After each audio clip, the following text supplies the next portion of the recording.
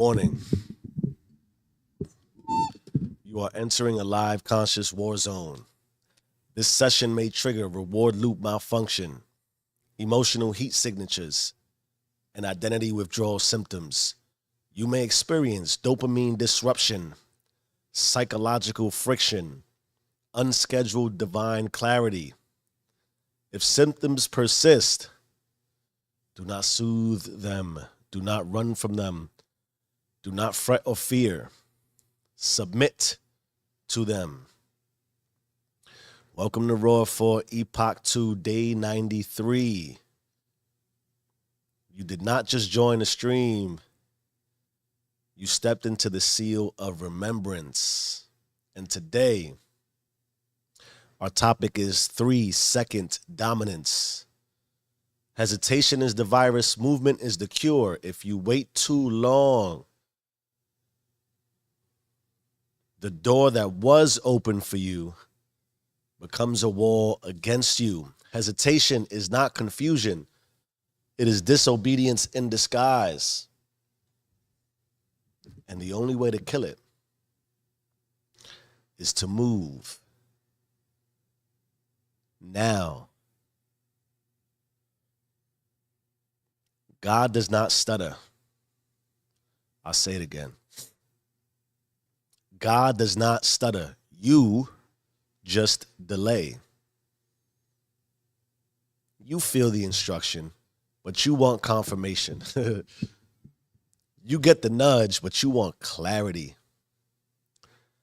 And by the time you've prayed about it 14 times, the window is gone. The moment is missed. The system already rerouted your blessing to somebody else. Not because you weren't worthy, but because you were too slow. 3 seconds. That's all you get. That is all it takes. That is the line between you as a creator and you as a consumer of your own calling. Let us get into our concept overview. Let this process for no longer than 3 seconds. Hesitation is the virus, movement is the cure. Delay is not doubt, it is disguised obedience. The mind, consciousness, will always protect the loop. It will never confirm the leap. Therefore, most people don't fail because they are weak. They fail because they waited. 3 seconds is all you get before fear starts rehearsing failure. Moving fast in the wrong direction is not dominance, it is distraction. Obedience, that means moving before you understand. Faith catches up later. Give myself 3 seconds to check the chat. Where you at, chat? Once again, 3 seconds is all you get. Let's get into a visual metaphor. Picture a diver on the edge of a 30-foot cliff. They know they need to jump. They already know the water's deep enough. They know the form. They know the why. But instead of jumping, they look down. When they look down, they start adjusting their footing. Then they recheck the distance. Then they ask the crowd if it looks safe. And then, oh my God, they pray again. Not for strength, but for permission to stall. Eventually, they walk away, not because they were unworthy, but because they let time kill trust. The cliff didn't change, the water didn't move. They just gave the virus of hesitation enough time to rewrite their courage. What are you waiting for? Here's my perspective. The truth for me, I've never struggled with hesitation. The truth for me is that I just move fast in the wrong direction. We know, I've told you, growing up in poverty, I didn't wait for clarity. I didn't wait for confirmation. I didn't even wait for permission. I always knew one thing. Instinctive. I could see myself now, a little cliche Jeff, when I had the ability to remember who I was, maybe 4 or 5. I had to get out. I had to get out. And not just out the projects, not just off the block, just out of the entire zip code. Always. So when I saw anything that looked like abundance, anything that looked like power, pick one, lavishness, freedom,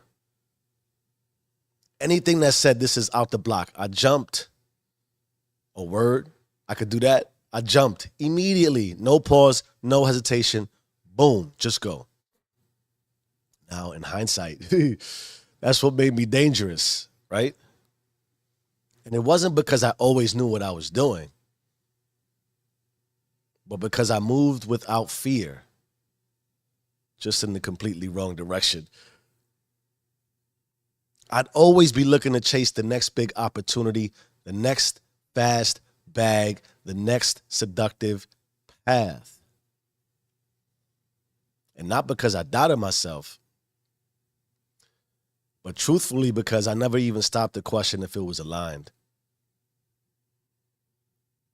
And when God finally whispered, when that pivot came, I didn't hesitate then either. How could I, right? I dropped the bottle, never picked it back up. I dropped the weed, never looked back. Cut off the distractions, the voices, the lifestyle, instantly. Do you understand what I'm telling you? That is, of course, when I hit the part no one talks about. The reality is when you pivot into divine direction, it's not about speed anymore. It's about stamina. Because moving fast away from pain is one thing, but moving consistently towards purpose, that's a whole different muscle. That is really when hesitation shows up. Not at the start. The start is easy. You're inspired.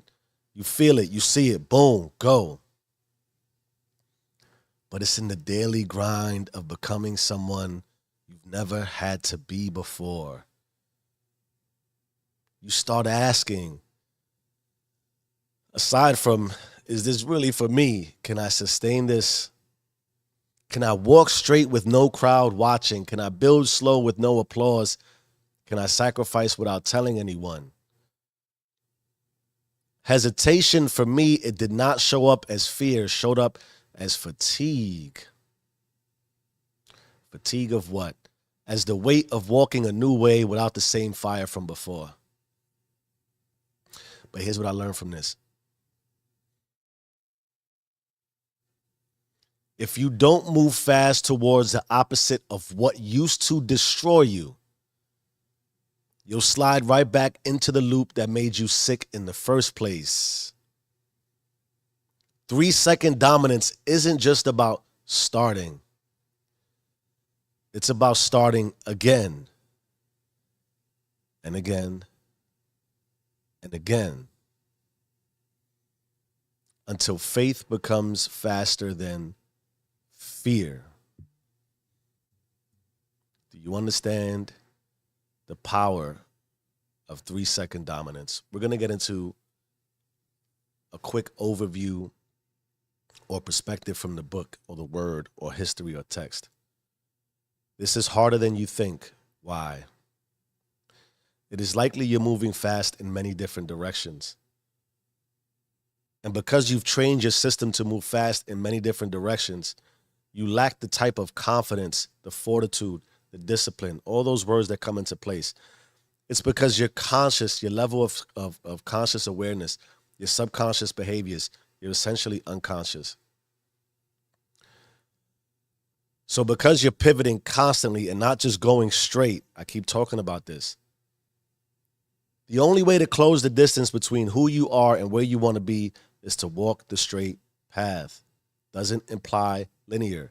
It just means if I'm always moving towards this goal, this objective, I can make faster decisions. Why? I build the confidence. I compound decision making. I know where I'm going with clarity. There's no fog.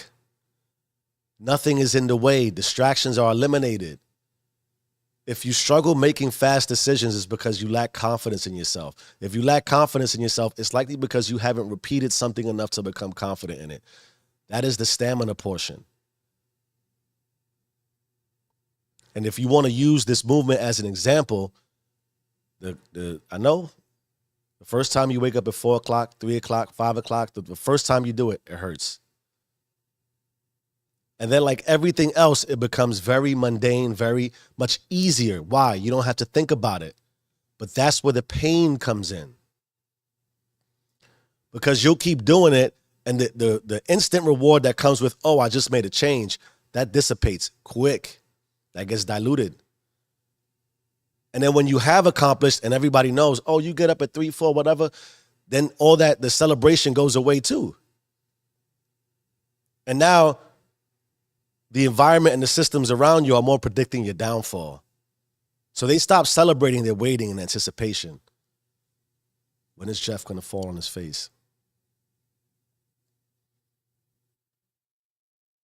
And because it's not linear, but you're moving in the same direction, and day after day after day after day after day, the gap between when you receive your next reward stretches deeper and deeper and deeper and deeper and deeper. You start to question, what am I doing? But you can't make these decisions, these compound decisions, until you get comfortable and confident making decisions in the same direction.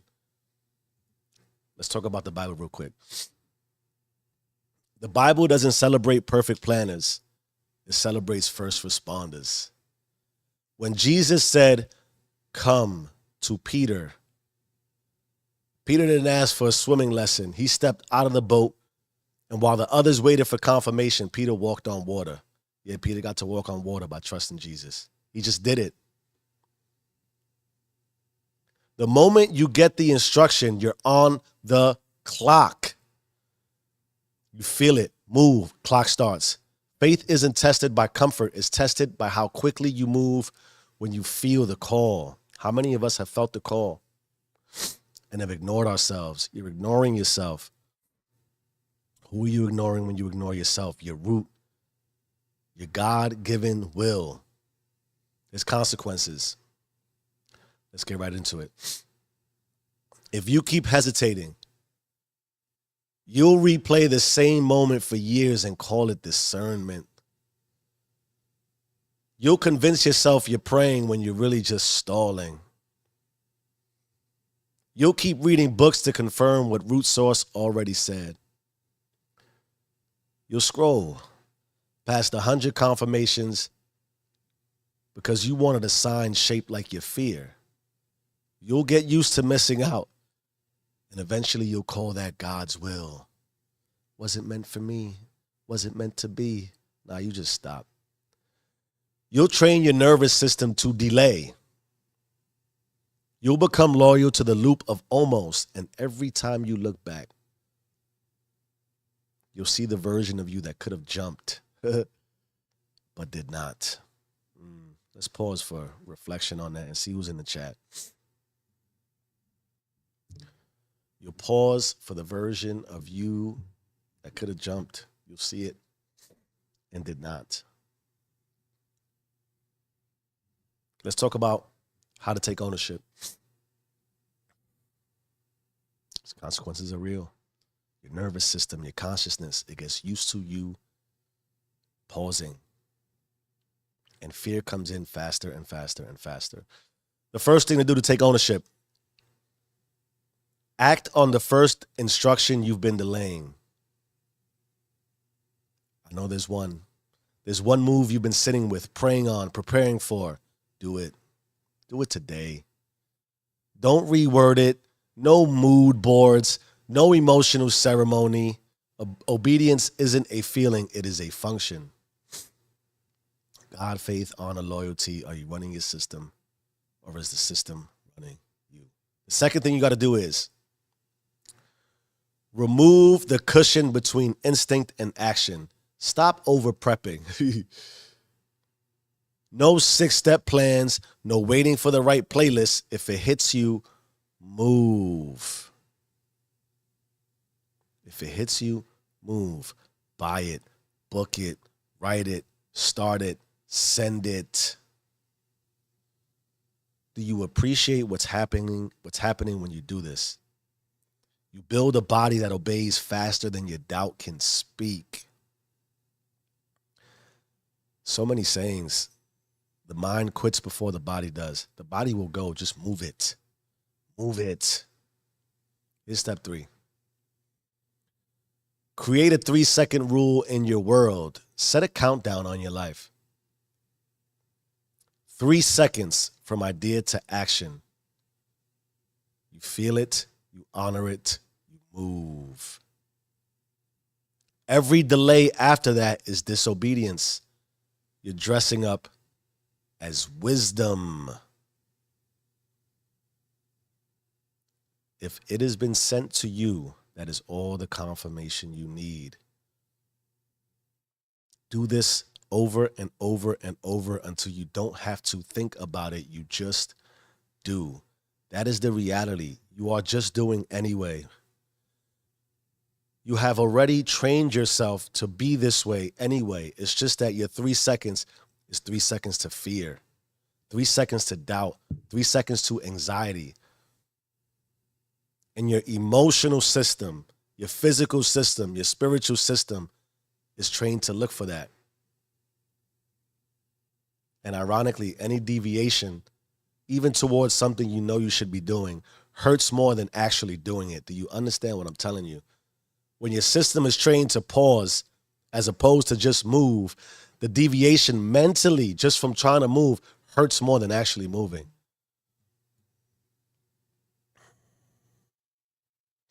Here's a daily challenge in the ARR audit replace report format. What is the one instruction or nudge you've been sitting on? Ask yourself that question. What move keeps circling back but never gets your full weight? Audit it. If it keeps showing up to you, it is not coincidence. It is confirmation. Audit.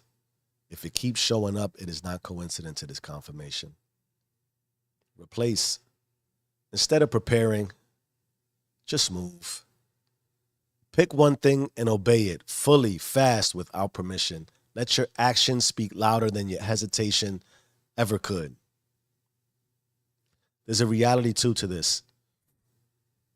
We talk about the visual stimulation and the fact that we as people seem to be working outside in versus inside out, like that beautiful movie, right? But we're so influenced by our outside creations that's already finished fully and created that we perceive that to be all that is for us in our worlds. And so we try to prepare around it. Don't prepare around it. Just prepare to move. I digress from that because I also lost my train of thought. Report on it. We're in April. We're challenging ourselves every day. Post, pray, journal, or scream this one sentence. April system reset day 3. I moved on what? Without hesitation. You fill in the blank. No explanations, no celebrations, just obedience. Because if you wait more than 3 seconds, you just made room for fear. 3, 2, 1. Own the system or be erased by it. Your delay is the only thing keeping your breakthrough from becoming your baseline. This isn't about confidence. It is about covenant. 3 seconds. That is all you get. Feel it. Obey it. Move. either run the system or the system runs you. Change your mind, change your life. I am who I say I am. Do you and stay rich.